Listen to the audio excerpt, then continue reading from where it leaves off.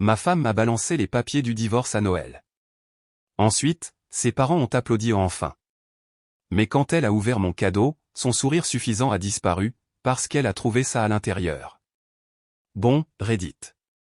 Ma femme m'a signifié les papiers du divorce au dîner de Noël, pensant m'humilier, mais ça s'est retourné contre elle quand elle a ouvert mon cadeau. Ça va être une longue route, mais croyez-moi, ça en vaut la peine. Avant d'en arriver à la bombe du jour de Noël, laissez-moi vous brosser un tableau de la façon dont tout ce spectacle a commencé. Il y a 8 ans, moi, 32 ans, homme, je pensais avoir compris la vie. Fraîchement sorti d'une école professionnelle, gagnant un salaire décent en tant qu'électricien, j'avais tout mon plan tracé, développer l'entreprise, trouver une bonne femme, acheter une maison, peut-être des enfants, un plan simple pour un gars simple. J'ai rencontré Shea, 31 ans, femme, au barbecue de mon pote. C'était cette fille-là. Vous voyez le genre, blonde, intelligente, avec ce rire qui vous donne envie de raconter des blagues juste pour l'entendre à nouveau, diplôme en marketing, travaillant sur sa maîtrise en psychologie. Le premier rendez-vous était censé être un verre, mais il s'est transformé en l'une de ces conversations nocturnes où vous résolvez les problèmes du monde et réalisez que vous avez quelque chose de réel. Elle m'a fait me sentir comme le type le plus intéressant de la pièce. 2 ans plus tard, nous vivons ensemble. Tout est parfait. Je me tue à la tâche pour développer mon entreprise d'électricité. Elle termine ses études. Partenariat classique, je gère le monde réel, elle rend tout amusant. L'année 3, j'ai fait ma demande en mariage. J'ai fait tout comme il faut, la bague dont elle parlait, un dîner romantique à l'endroit où nous nous sommes rencontrés. Elle a pleuré, a dit oui et l'a publié partout. Sa famille avait des opinions sur le fait que leur princesse de l'université épouse un artisan, mais Shea a rapidement mis fin à cela, leur disant que je construisais quelque chose de réel alors que les gars de son âge étaient encore en train de décider à quel jeu vidéo jouer. Le mariage était l'année 4. Grande cérémonie à l'église, réception dans un country club choisi par ses parents. C'est là que Justin entre en scène. Il est marié à la sœur de Shea, Sloan, et il faisait partie de la noce. Petite pause à propos de Justin. Imaginez tous les connards de l'école de commerce qui pensent qu'il est le prochain Elon Musk, il parle toujours de sa start-up révolutionnaire, conduit une BMW qu'il peut à peine se permettre, porte ses baskets de créateur qui coûtent plus cher que le loyer de la plupart des gens, appelle tout le monde « chef », et a des opinions sur la crypto que personne n'a demandé. Mais il fait partie de la famille, alors j'ai fait bonne figure. Les années 5 à 7 ont été l'âge d'or. Nous avons acheté la maison de nos rêves, une belle maison coloniale avec la fantaisie d'une clôture blanche. L'entreprise était en plein essor. J'avais 8 gars qui travaillaient pour moi. Les clients faisaient la queue. J'ai financé les études supérieures de Shea sans dette, payé sa voiture, ses voyages avec les filles. J'ai même commencé à faire des travaux électriques gratuits pour ses parents, parce que tu es tellement bricoleur. Chaque dimanche, c'était le dîner de famille chez ses parents, la même salle à manger où tout finirait par exploser. J'écoutais les tirades politiques de son père, les commérages de la voisine de sa mère, je regardais Justine arriver avec Sloan et leurs enfants pour jouer au mari et père de famille parfait. Avec le recul, je peux voir les signes. Comment son visage s'illuminait quand Justine entrait, comment elle riait trop fort à ses blagues nulles, comment elle trouvait toujours des excuses pour aider dans la cuisine quand il était dans les parages. Mais j'étais concentré sur notre avenir, travaillant 60 heures par semaine, développant l'entreprise, étant le soutien de famille. Je pensais que je construisais quelque chose de solide. Il s'avère que je ne faisais que financer la crise de la quarantaine de ma femme. L'année 8, les choses ont commencé à paraître bizarres. Rien d'évident, juste cette ambiance étrange. Shea est devenue distante, critique, a commencé à dire que je travaillais trop, que je n'appréciais pas ce que j'avais. Peut-être devions-nous explorer ce que nous voulions vraiment. J'ai pensé que c'était des problèmes de couple normaux. Tous les couples traversent des périodes difficiles. Peut-être avions-nous besoin de vacances ou de conseils. L'ironie me tue. 6 mois avant Noël, l'univers a commencé à m'envoyer des signaux d'alerte avec toute la subtilité d'une brique à travers une fenêtre. Le problème, c'est que je vivais toujours dans la fantaisie où ma femme m'aimait réellement. Premier signe, la situation du téléphone. Pendant 7 ans, le téléphone de Shea était un bien commun. Elle me le lançait pour des photos, le laissait sur le comptoir en train de charger. Elle ne s'est jamais souciée de savoir si je voyais ses SMS. Nous connaissions les mots de passe de l'autre parce que c'est ce que font les personnes mariées. Puis, boum, la ville du code d'accès. Depuis quand as-tu un verrou sur ton téléphone, ai-je demandé un matin. Une femme ne peut-elle pas avoir un peu d'intimité? Vraiment sur la défensive, très vite. Bien sûr. Ça semblait juste aléatoire. Je suis en train de planifier ta surprise d'anniversaire. Je ne veux pas que tu vois quoi que ce soit accidentellement. Mon anniversaire est en avril. C'était en octobre. Mais bon, 6 mois de planification d'anniversaire pour ce qui s'est avéré être une carte cadeau Home Depot de $50. Vraiment attentionné. Ensuite, il y a eu les soirées entre filles. L'équipe de Shea, Maria, Jessica et Claire, se réunissait peut-être 2 fois par mois pour boire du vin et se plaindre de leur mari ou des trucs de maman de banlieue normaux. Soudain, c'est tous les week-ends, et maintenant elles sont trop ivres pour conduire, alors elles passent la nuit chez Maria. Chaque week-end. Tu me fais confiance, n'est-ce pas? Est devenue sa question préférée. Bien sûr que je te fais confiance. Bien. Parce que j'en ai besoin. Le travail a été vraiment stressant ces derniers temps. Le travail a été stressant? Elle travaille dans le marketing pour un cabinet dentaire. À moins que quelqu'un n'ait une urgence de canal radiculaire, je suis à peu près sûr que ce n'est pas si stressant. Les relevés de cartes de crédit ont vraiment attiré mon attention. Je gère nos finances parce que je suis bon avec les chiffres et que Shea déteste les trucs d'argent ennuyeux. D'habitude, je les parcours juste pour m'assurer que rien n'est bizarre.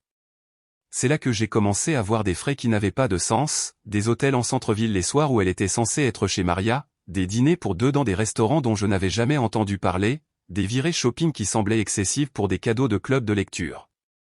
Le clou du spectacle a été la même facture d'hôtel au Marriott en centre-ville tous les samedis pendant 6 semaines de suite. Soit Maria a emménagé dans une chambre d'hôtel, soit ma femme mentait comme elle respire. Chérie, c'est quoi cette facture d'hôtel? Je pensais que tu étais chez Maria. Elle n'a même pas levé les yeux de son ordinateur portable. La situation de la colocataire de Maria est devenue bizarre. C'est juste plus facile d'avoir une chambre. C'est là que j'ai décidé d'avoir une conversation d'adulte sur ce que je voyais. Le dimanche matin, elle boit du café au lit, faisant défiler Instagram. Shea, on peut parler de quelque chose? Bien sûr. Quoi de neuf? J'ai remarqué des trucs ces derniers temps. L'histoire du téléphone, tous ces séjours, des frais que je ne reconnais pas. Mode défensif immédiat. Tu es sérieusement en train de me remettre en question en ce moment? Je ne remets rien en question. Je gère notre argent, tu te souviens? Je vois tout de toute façon. Alors, quoi? Tu ne me fais plus confiance maintenant? Je dis juste que les choses sont différentes. Tu es parti tous les week-ends. Jésus-Christ, dit-elle, en jetant les couvertures. Je ne peux pas avoir une soirée avec mes amis sans que tu en fasses une conspiration paranoïaque. Tous les week-ends, ce n'est pas une soirée, Shea. Tu sais quoi? Peut-être que si tu faisais attention à moi autant qu'à ces relevés de cartes de crédit, je n'aurais pas autant besoin de soirées entre filles. Mouvement classique, faire en sorte que ce soit de ma faute. Je travaille comme une folle pour nous, pour cette maison, cette vie que nous avons construite, et je suis censé juste m'asseoir ici et être reconnaissante, ne jamais m'amuser, ne jamais aller nulle part. Ce n'est pas ce que je dis. C'est exactement ce que tu dis. Tu veux une femme au foyer des années 1950 qui attend juste que tu rentres à la maison. Elle est sortie en trombe. Conversation terminée. Mais sa réaction m'a dit tout ce que j'avais besoin de savoir. Les personnes innocentes ne deviennent pas aussi rapidement sur la défensive. En octobre et novembre, j'ai commencé à faire vraiment attention, à prendre des notes mentales, à vérifier les histoires par rapport aux reçus, à rechercher des schémas. Les schémas étaient évidents une fois que je les ai regardés. Chaque séjour à l'hôtel le samedi était suivi d'un dimanche où elle rentrait tard, prenait une douche immédiatement, puis était très gentille, café au lit, suggestion de film, intérêt soudain pour mon emploi du temps. Quand est ton prochain gros chantier? Est devenue une question régulière. Thanksgiving a été la goutte d'eau. Nous sommes chez ses parents, la même table de salle à manger qui deviendra plus tard le point zéro. J'écoute Justine expliquer une histoire de crypto quand son téléphone ne cesse de vibrer. À chaque vibration, il jette un coup d'œil vers la cuisine où les femmes font le ménage. À la 4e vibration, il sort pour un appel professionnel. 2 minutes plus tard, Shea revient l'air rougeaude. Maria a des problèmes avec son petit ami. Je devrais probablement aller l'aider. J'ai regardé Justine par la fenêtre. Il ne parlait pas, il envoyait des SMS. Je vais te conduire, ai-je proposé. Pas besoin. Reste pour la tarte. Je vais juste prendre un Uber. Un Uber pour aider à résoudre les problèmes relationnels à 15h le jour de Thanksgiving. Cette nuit-là, j'ai pris une décision. Soit je perds la tête, soit ma femme couche avec le mari de sa sœur. Il est temps de découvrir lequel. Je ne pouvais pas embaucher un détective privé à $200 de l'heure, mais j'avais quelque chose de mieux, mon pote Silas n'a absolument aucune retenue morale quand il s'agit de femmes mariées infidèles. Silas est mon meilleur ami depuis l'école professionnelle. Ce type n'a aucun filtre, une camionnette et regarde trop de séries télévisées sur le crime véritable. Quand je lui ai dit ce que je soupçonnais, sa réponse était typique de Silas. C'est pas vrai. Justine, ce crétin de crypto bro. C'est ce que j'essaie de comprendre. Eh bien, merde alors. L'opération Attrape un tricheur est officiellement active. Nous avons commencé simplement. Le premier samedi, Silas et moi avons pris un café et sommes passés devant le Marriott vers midi. Rien de suspect. Le deuxième week-end, la même chose. Je commençais à penser que j'étais peut-être paranoïaque. Le troisième week-end, le jackpot. Silas a apporté des beignets comme si nous étions des flics en planque. On dirait vraiment les experts, dit-il en ajustant ses rétroviseurs. Sauf qu'on attrape l'adultère, pas le meurtre. À 12h45, la BMW de Justine entre dans le parking. Ma femme sort du côté passager, portant la robe noire que je lui ai achetée pour notre anniversaire. Il n'essayait même pas de le cacher. Putain de merde, murmura Silas. Voici la preuve irréfutable. Prends des photos. Silas avait emprunté un appareil photo avec un long objectif à son cousin qui fait des photos de mariage. Il a commencé à mitrailler comme TMZ, a pris des photos d'eux entrant ensemble, sa main sur le bas de son dos. La façon dont elle a ri à quelque chose qu'il a dit, ils ont l'air vraiment à l'aise, marmonna Silas. Trop à l'aise. Nous avons attendu dans la camionnette pendant 3 heures. Vers 16h, ils sont revenus au parking. C'est là que nous avons gagné le gros lot. Ces deux idiots ont commencé à s'embrasser contre sa voiture comme des adolescents. C'était dégoûtant et une preuve parfaite, le tout en un. Jésus, dit Silas, continuant à prendre des photos. Ta femme y va vraiment à fond. Ex-femme, les jeux corrigés. Nous avons suivi cette routine pendant 3 autres week-ends.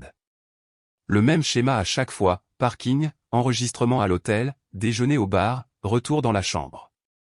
Ils avaient tout mis au point à la perfection, mais je ne me contentais pas de photos. Je me suis souvenu de quelque chose. Il y a des années, Shea avait créé un compte Gmail pour un projet de travail. Elle l'avait oublié, mais il était toujours synchronisé avec notre ordinateur de bureau dans la pièce de rechange.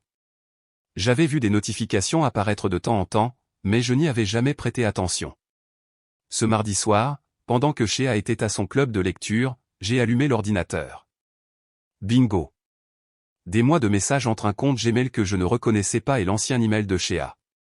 Le Gmail était définitivement de Justine, le même style d'écriture prétentieux que ses publications LinkedIn. Il documentait tout. Et je veux dire tout. 8 mois de planification de l'affaire, se plaindre de leurs conjoints, décrire leurs aventures à l'hôtel avec des détails dont j'aurais pu me passer. Mais il ne s'agissait pas seulement de sextage. Ils planifiaient tout leur avenir ensemble. 10 décembre. Justine, samedi ne peut pas arriver assez tôt. J'ai notre chambre habituelle. Shea, parfait. Je lui ai dit que j'aidais Maria à faire les courses de Noël. 15 décembre. Shea, tu penses que Sloan se doute de quelque chose? Justine, non, elle est trop occupée avec les enfants et les préparatifs de Noël. On est tranquille. Shea, je me sens mal parfois. Justine, non. Nous méritons le bonheur. Ils finiront par comprendre. 18 décembre. Justine, je réfléchis au timing. Le nouvel an, une nouvelle ambiance. Shea, tellement cliché. Qu'en est-il après les vacances? Moins de drame. Justine, ou le dîner de Noël. Tout le monde ensemble. On arrache le pansement. Shea, c'est cruel, Justine. Justine, parfois, cruelle et honnête. Rapide et propre. Il prévoyait de faire exploser les deux familles au dîner de Noël. Comme c'est festif. J'ai passé les jours suivants à tout imprimer. Silas m'a aidé à tout organiser chronologiquement, en construisant une chronologie qui montrait exactement comment leur relation s'était développée, capture d'écran, emails imprimés, copies de sauvegarde sur 3 clés USB différentes. Les preuves financières ont vraiment scellé leur sort. Silas et moi avons examiné chaque relevé de carte de crédit des 6 derniers mois, chaque facture d'hôtel, chaque dîner, chaque virée shopping qui ne me revenait pas. Nous avons créé une feuille de calcul montrant 12 000 $ de notre argent dépensé pour son affaire. Regarde cette merde, dit Silas, pointant une facture de Victoria's Secret. 30 $. Quand as-tu vu la dernière fois qu'elle portait de la nouvelle lingerie? Je ne l'ai pas vue. Exact. Elle achète des tenues coquines pour son petit ami avec ta carte de crédit. Nous avons également découvert la situation financière de Justine. Silas a effectué une vérification des antécédents et a fait quelques recherches. Il s'avère que ce type utilisait des cartes de crédit d'entreprise pour des dépenses personnelles ou pas seulement des chambres d'hôtel avec ma femme, mais aussi des courses, de l'essence, même ses paiements de BMW. Le 20 décembre, nous avions tout, des photos, des messages, des registres financiers, une documentation chronologique, même des preuves du détournement de fonds de Justine. Silas m'a aidé à tout organiser dans des dossiers, prêts pour la suite. Ils ont documenté leur affaire, leurs mensonges, leurs plans pour m'humilier. Tout ce que j'avais à faire était de les laisser se pendre avec leurs propres cordes. Il est temps de commencer à planifier ma réponse. Une fois que j'ai eu les preuves, j'avais le choix, devenir un homme des cavernes, défoncer des portes, donner des coups de poing, finir au centre de détention très satisfaisant, complètement stupide, où je pouvais être stratégique, utiliser leur arrogance contre eux, les laisser penser qu'ils avaient le contrôle pendant que je construisais le piège parfait. Devinez lequel j'ai choisi? Première priorité, protéger mes biens. Tout ce que nous avions construit était sur le point de devenir une zone de guerre, et je n'allais pas laisser cette femme infidèle s'en aller avec la moitié du travail de ma vie. La maison était la priorité numéro 1, notre maison coloniale que j'avais achetée avec mon argent, mon acompte, mes paiements hypothécaires. Légalement, c'était un bien matrimonial, ce qui signifiait qu'elle pouvait en réclamer la moitié devant le tribunal du divorce. J'ai appelé mon pote Tom, qui s'occupe de l'immobilier pour les entrepreneurs. J'ai fait des travaux d'électricité pour lui pendant des années, j'ai câblé son immeuble de bureau pratiquement au prix coûtant. Tom, j'ai besoin de conseils sur la protection des biens. J'ai entendu dire que tu pouvais faire des choses créatives avec les fiducies. Quel genre de situation? Le genre où j'aurais peut-être besoin de garder ce qui est à moi vraiment à moi. Ah, ouais, je peux aider. Tom m'a expliqué que je pouvais créer une fiducie familiale avec ma sœur comme administratrice tout à fait légale, cela arrive tout le temps pour la planification fiscale. Une fois que les actifs étaient dans la fiducie, ils n'étaient plus des biens matrimoniaux. Ils appartenaient à la fiducie, pas à moi personnellement. Mais voici le hic, j'avais besoin de la signature de Shea. Comment faire pour qu'elle signe sans éveiller les soupçons? Dis-lui que c'est pour l'optimisation fiscale. Les gens signeront n'importe quoi s'ils pensent que cela permettra d'économiser de l'argent. Alors, je lui ai dit que c'était à des fins fiscales, que nous économiserions des milliers de dollars en impôts fonciers si nous restructurions la propriété par le biais d'une fiducie familiale. Elle a signé sans lire parce qu'elle me fait confiance avec les trucs financiers ennuyeux. Ensuite, j'ai tranquillement commencé à déplacer des actifs liquides, j'ai ouvert des comptes dans différentes banques, celles dont elle n'avait jamais entendu parler. J'ai commencé à transférer de l'argent en petite quantité, 2000 $ par ici, 3500 $ par là. Je lui ai dit que je diversifiais notre fonds d'urgence pour une meilleure couverture FDIC. Les voitures étaient plus délicates. Ma camionnette de travail était déjà à moi, mais sa Honda était commune. Tom m'a aidé à restructurer cela aussi, créer un prêt où la fiducie lui prêtait de l'argent pour la voiture, la rendant responsable des paiements tandis que la fiducie détenait le titre. Pourquoi plus de paperasse pour ma voiture?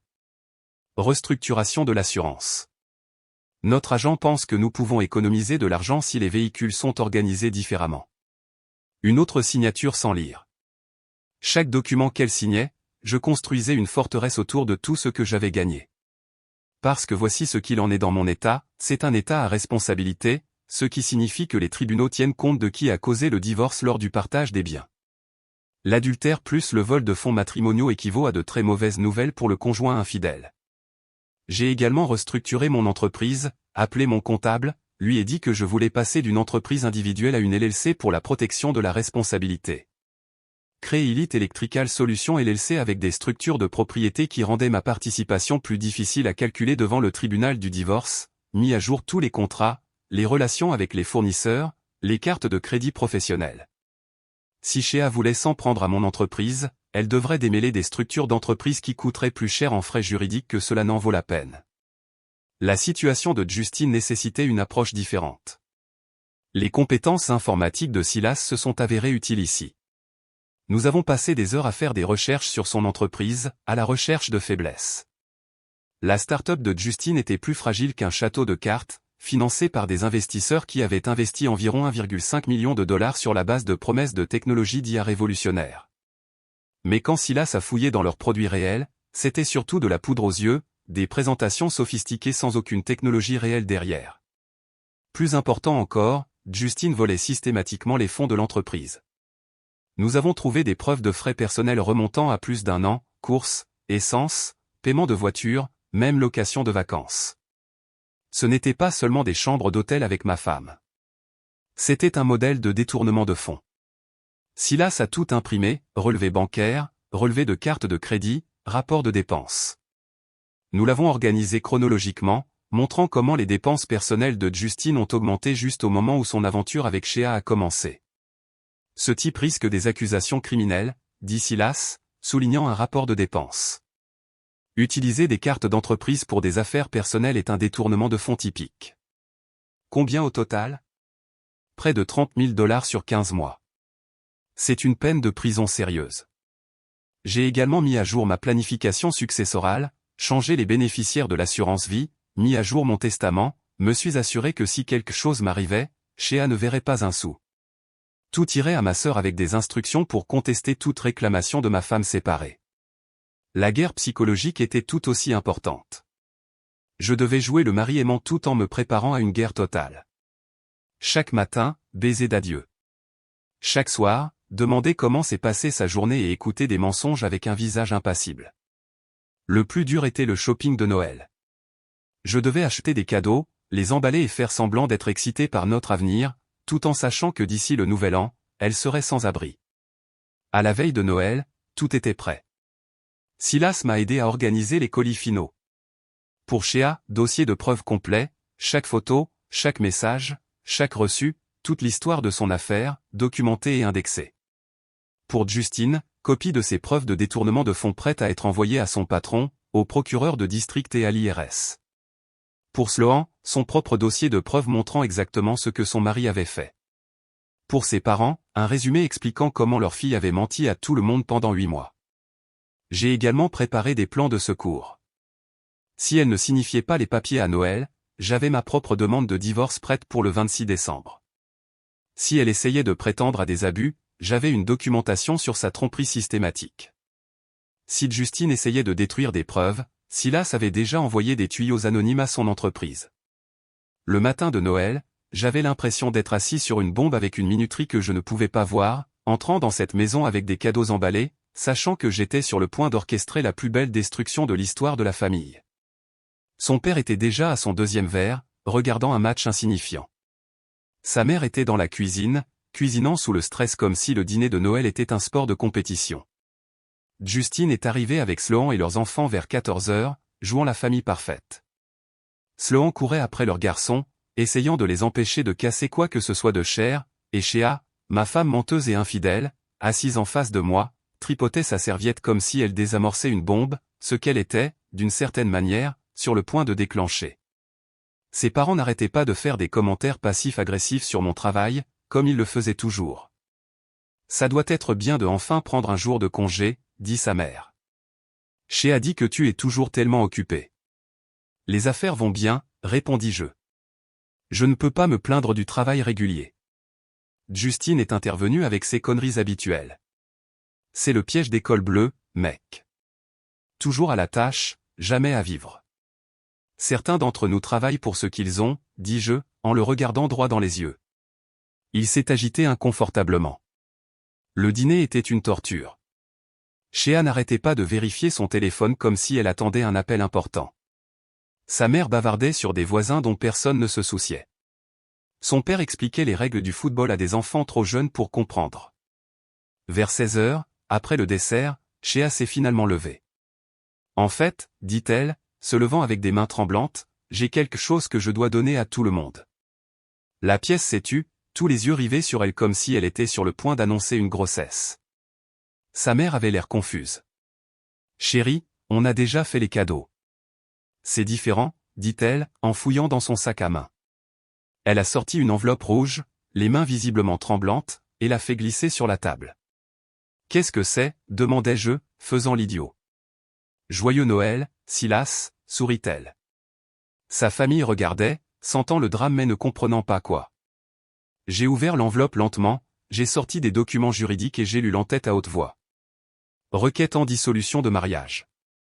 Silence de mort. Puis sa mère a réellement souri. Oh, Dieu merci. Enfin. C'est là que j'ai réalisé que ce n'était pas seulement le plan de Shea. Toute sa famille attendait ça. Il s'y attendait, peut-être même l'encourageait.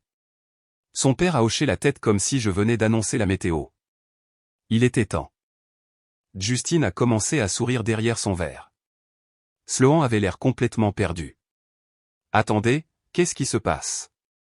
Shea le quitte, annonça sa mère comme si elle révélait des surprises du matin de Noël. C'est là que j'ai commencé à sourire.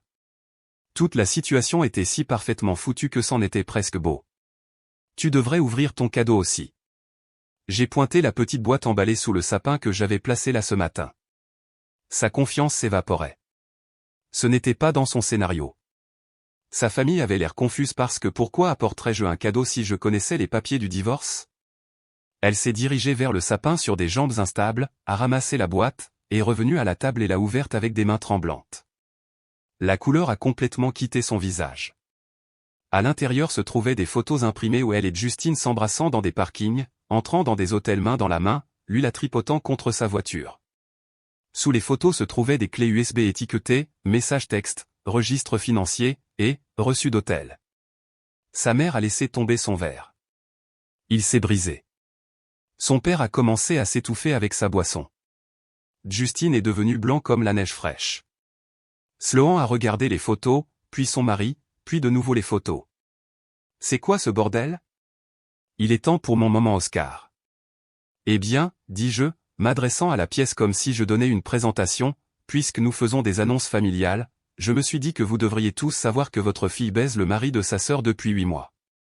Chaos instantané. Sa mère a commencé à faire de l'hyperventilation. Son père a commencé à jurer. Sloan a attrapé les photos et a commencé à les feuilleter, son visage devenant plus rouge à chaque image. Qu'elle a utilisé nos cartes de crédit pour payer des chambres d'hôtel où il joue à la maison. Justine a essayé d'interrompre. Écoutez, ce n'est pas. Et que votre gendre ici, continuai-je, pointant Justine, a utilisé les cartes de crédit de son entreprise pour financer toute l'opération, ce qui, fait amusant, est un détournement de fonds criminels. J'en ai déjà envoyé des copies à son patron et au procureur de district, ai-je ajouté. Joyeux Noël, connard. Justine avait l'air sur le point de vomir. Mais attendez, il y a plus, dis-je, en me retournant vers Shea. Tu te souviens de ces documents fiscaux ennuyeux que tu as signés? Il s'avère que tu ne possèdes plus la maison, ni les voitures, ni pratiquement rien, en fait. C'est drôle, comment les documents de fiducie fonctionnent quand on ne les lit pas. C'est là que Shea a retrouvé sa voix. Tu ne peux pas faire ça. Ces signatures, c'est de la fraude. Tu m'as piégé. En fait, non. Tout était légal et correctement divulgué. Tu as signé des papiers transférant des actifs à une fiducie familiale pour l'optimisation fiscale. Ton avocat peut t'expliquer comment les fiducies fonctionnent. Je vais me battre. Je vais te prendre tout ce que tu as. Avec quel argent? Tu as utilisé des cartes de crédit à fond dans des chambres d'hôtel. Tu es sur le point d'être au chômage quand ton entreprise le découvrira. Et tu me dois une restitution pour les 12 000 $ que tu as volés à notre mariage. La pièce a éclaté en cris, Oslo en criant sur Justine, lui essayant de s'expliquer, ses parents criant sur Shea, les enfants pleurant plus fort. J'ai attrapé mon manteau et me suis dirigé vers la porte. Où vas-tu? Cria Shea. Chez moi? Eh bien, chez moi. Tu devras trouver un autre endroit où rester. Et je suis sorti, laissant derrière moi le plus beau chaos que j'ai jamais créé. Je me suis assis dans ma camionnette pendant 1 minute, écoutant les cris à travers les fenêtres, et j'ai commencé à rire. 8 mois de planification, et ça n'aurait pas pu mieux se passer. Mon téléphone a commencé à vibrer avant que je n'atteigne la rue. La première semaine après Noël nucléaire ressemblait à regarder une démolition contrôlée au ralenti. Je suis terré chez ma sœur avec un verre, surveillant la destruction à distance de sécurité. Laissez-moi vous guider à travers le magnifique carnage parce que cette merde est plus divertissante que n'importe quoi à la télévision. La destruction juridique. Lundi matin, 9h pile, j'ai déposé ma contre-requête, adultère avec preuve photographique, dissipation des biens matrimoniaux avec preuve financière au tout l'arsenal. Mon avocat a dit que c'était le cas d'adultère le plus étanche qu'il ait vu en 20 ans. Shea a embauché un cabinet du centre-ville, probablement avec de l'argent qu'elle a emprunté à ses parents. Ils ont essayé de prétendre qu'elle recherchait l'épanouissement personnel dans un mariage émotionnellement distant et que j'étais vindicatif et punitif. Bonne chance pour vendre cette histoire quand vous avez des photos de leur cliente avec la langue dans la gorge de son beau-frère. Le juge n'a pas été impressionné, surtout quand nous avons présenté des preuves financières montrant 12 000 $ de fonds matrimoniaux dépensés pour son affaire. Dans notre État, ce n'est pas seulement tromper, c'est voler. La maison ? Intouchable dans la fiducie familiale. Les voitures ? Pareil. Les comptes bancaires ? Quel compte bancaire ? Pour autant que le tribunal le sache, je suis juste un électricien au cœur brisé dont la femme infidèle a vidé les comptes. Son avocat a essayé de contester les transferts d'actifs, affirmant que j'avais caché des biens matrimoniaux, mais chaque signature était légitime, chaque document correctement notarié, et Shea a tout signé volontairement. Difficile de prétendre à la fraude quand votre cliente a signé avec enthousiasme des papiers pour économiser sur les impôts. La bombe professionnelle de Justine. Les preuves de détournement de fonds ont frappé comme un missile guidé. Lundi après-midi, Justine a été convoquée dans le bureau de son patron. À 16h, il sortait avec une boîte en carton et des papiers de chômage. Mais ça devient encore mieux. Son entreprise ne l'a pas seulement viré, ils l'ont renvoyé pour motif valable, ce qui signifie pas d'indemnité de départ, pas d'avantages sociaux, pas d'assurance maladie. Ils engagent également des poursuites pénales pour 28 000 $ de dépenses frauduleuses sur 14 mois. Le bureau du procureur a pratiquement salivé sur l'affaire. La fraude à la carte de crédit d'entreprise est un bonbon pour le procureur, surtout quand ces dépenses incluent des hôtels pour des affaires. Ses parts dans l'entreprise ont disparu. Les options d'achat d'actions ont été confisquées. Cette introduction en bourse dont il se vantait toujours avançait sans lui. Et ses anciens associés s'assurent que tout le monde sait pourquoi. Mais voici la cerise sur le gâteau, son entreprise le poursuit personnellement en remboursement. Cela signifie qu'il s'en prenne à sa maison, sa voiture, tout ce qui n'est pas cloué au sol. La tournée de vengeance de Sloan.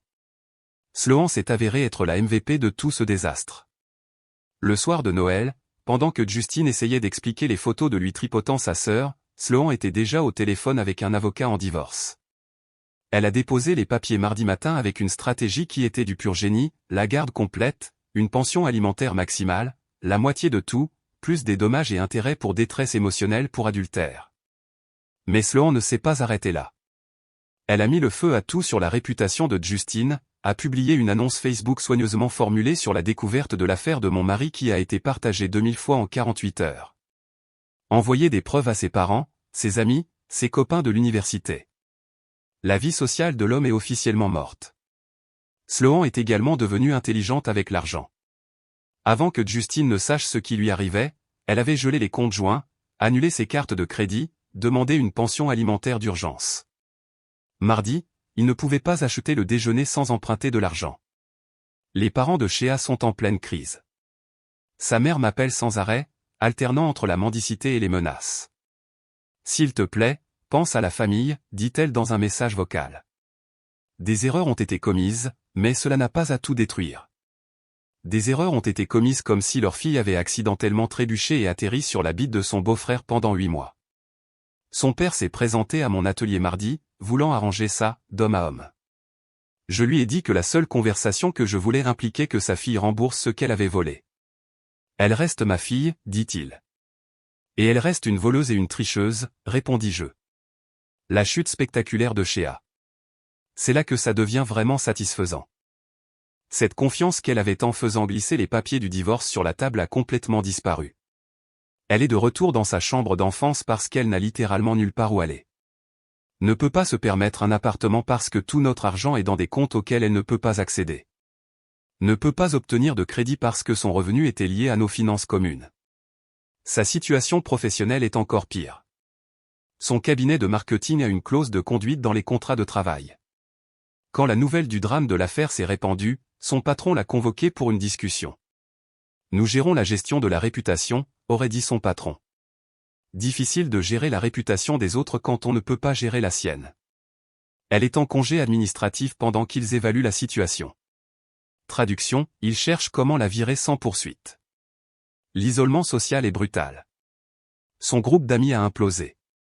Même Maria et Jessica se sont lassées du drame et des demandes d'argent constantes.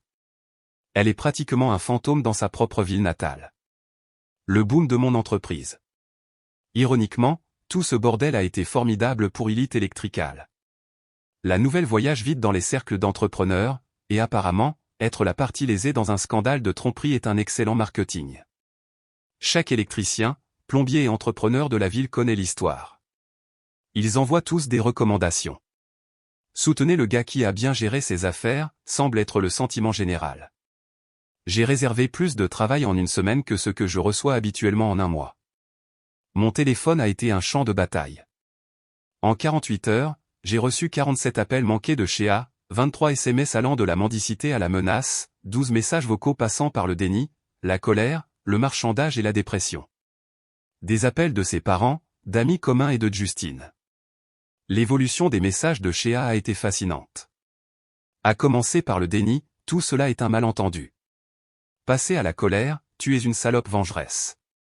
Puis au marchandage, nous pouvons surmonter ça. Et enfin, l'acceptation, silence radio depuis jeudi. Quelle est la prochaine étape? La procédure de divorce prendra des mois, mais le résultat est prédéterminé. J'ai des preuves, des actifs protégés et la supériorité morale. Shea a des dettes, le chômage et une famille qui a honte d'elle. Justine risque de 12 à 18 mois dans la prison du comté s'il est reconnu coupable, ce qui semble probable. Ses affaires civiles draineront tous les actifs que la prison ne lui coûtera pas. Sloan parle de retourner dans sa ville natale avec les enfants à un nouveau départ loin du chaos. Et moi? Je me concentre sur l'entreprise, peut-être en embauchant plus de gars. Le plus drôle, c'est avec quelle facilité cela aurait pu être évité. Si Shea voulait s'en aller, elle aurait pu demander le divorce honnêtement et s'en aller avec dignité et la moitié de nos biens. Au lieu de cela, elle est devenue avide, est devenue stupide et a été anéantie. Elle voulait m'embarrasser devant sa famille. Au lieu de cela, elle s'est faite la déception familiale pour des générations. Parfois, le karma a besoin d'aide. Parfois, il faut être sa propre justice. Et parfois, si vous êtes assez patient et méthodique, vous pouvez transformer les pires décisions des autres en votre plus grande victoire. 4 mois plus tard, la poussière est retombée. Et laissez-moi vous dire que la justice a meilleur goût que le dîner de Noël. La finalisation du divorce. J'ai reçu le décret final il y a 2 semaines. Tout s'est passé exactement comme prévu. Elle a reçu exactement ce qu'elle méritait ou rien. Règlement final, je garde la maison, l'entreprise, tous les actifs de la fiducie. De plus, elle me doit $24 000 de restitution pour les fonds matrimoniaux volés ou les $12 000 initiaux plus les dommages et intérêts. Son avocat a tenté une dernière manœuvre désespérée, invoquant des difficultés financières, mais le juge Morrison n'était pas intéressé. Les actions ont des conséquences, maître. Votre cliente l'a compris quand elle a choisi de financer son affaire avec des actifs matrimoniaux, dit-il. Ce type est sur le banc depuis 15 ans et n'a aucune patience pour les conjoints infidèles. Les frais juridiques totaux de Shea? $31 000 de l'argent qu'elle n'a pas pour une affaire qu'elle n'aurait jamais pu gagner. Ses parents ont dû contracter une deuxième hypothèque pour payer son avocat. L'anéantissement complet de Justine. Vous vous souvenez de notre garçon de Justine? La vie a été vraiment intéressante pour lui. Il a plaidé coupable de détournement de fonds en février. A écopé de 14 mois dans le comté plus 3 ans de probation. Cela aurait pu être pire, mais son avocat a négocié une réduction en invoquant une détresse émotionnelle due à la procédure de divorce. Les affaires civiles ont été plus brutales. Son ancienne entreprise a obtenu un jugement de 67 000 $, le vol initial plus les intérêts et les frais juridiques. Ils ont saisi sa maison, sa voiture, ses comptes bancaires, même ses clubs de golf. L'homme n'a rien d'autre que la combinaison orange qu'ils ont délivrée en détention. Le divorce de Sloan a été prononcé en janvier. Elle a obtenu la garde complète, le reste de la valeur nette de la maison et les paiements de pension alimentaire que Justine effectuera à partir de ses salaires de prison. 17 cents de l'heure, ça ne va pas loin, mais chaque centime compte. Le meilleur, c'est que la start-up de Justine s'est effondrée après son arrestation. Il s'avère que lorsque votre directeur financier est arrêté pour détournement de fonds, les investisseurs perdent confiance rapidement. Tous ces plans grandioses pour une IA révolutionnaire sont morts avec son casier judiciaire. Le fond du trou de Shea. Mais l'histoire de Shea est le vrai chef-d'œuvre.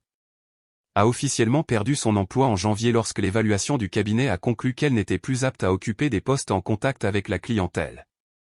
Elle vit chez ses parents depuis 4 mois, dormant dans sa chambre d'adolescente avec les mêmes affiches de groupes de garçons du lycée.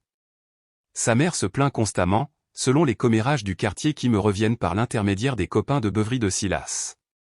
A essayé d'obtenir du travail dans des cabinets de marketing de la ville. La nouvelle voyage vite dans les cercles professionnels, surtout quand votre drame personnel implique des accusations criminelles.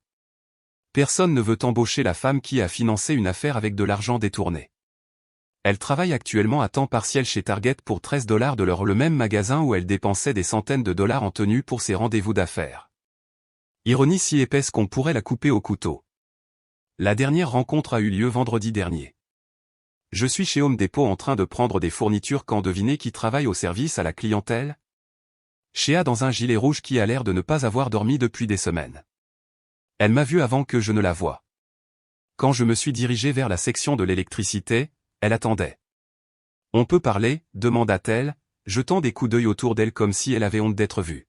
« On parle maintenant » dis-je, sans m'arrêter pour parcourir les écrous de câbles. « Je veux dire, vraiment parler de nous ?» Je me suis arrêté et je l'ai regardé, vraiment regardé. 4 mois de conséquences n'avaient pas été tendres. Elle avait l'air épuisée, vaincue, comme quelqu'un qui avait enfin réalisé à quel point elle avait merdé.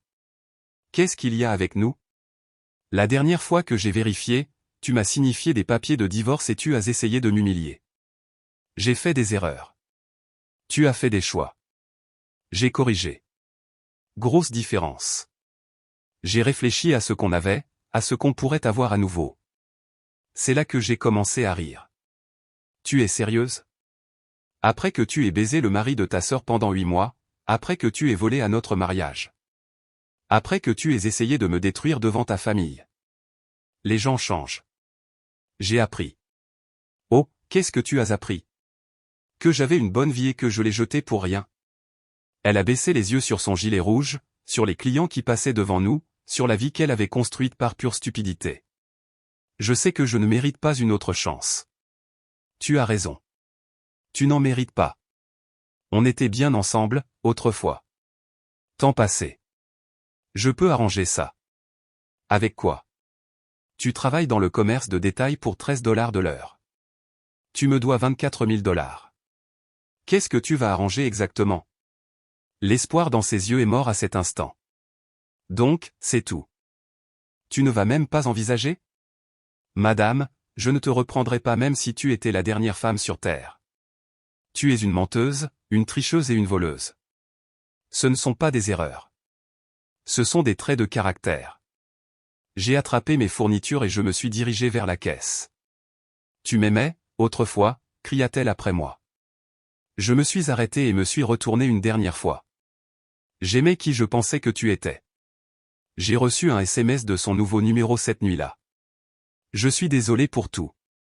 J'espère que tu pourras me pardonner un jour. Je l'ai supprimé et je l'ai bloqué sans répondre. Certaines erreurs ne peuvent pas être pardonnées. Certains ponts ne peuvent pas être reconstruits. Shea a fait ses choix. Maintenant, elle vit avec ses choix pour toujours. Fin du jeu.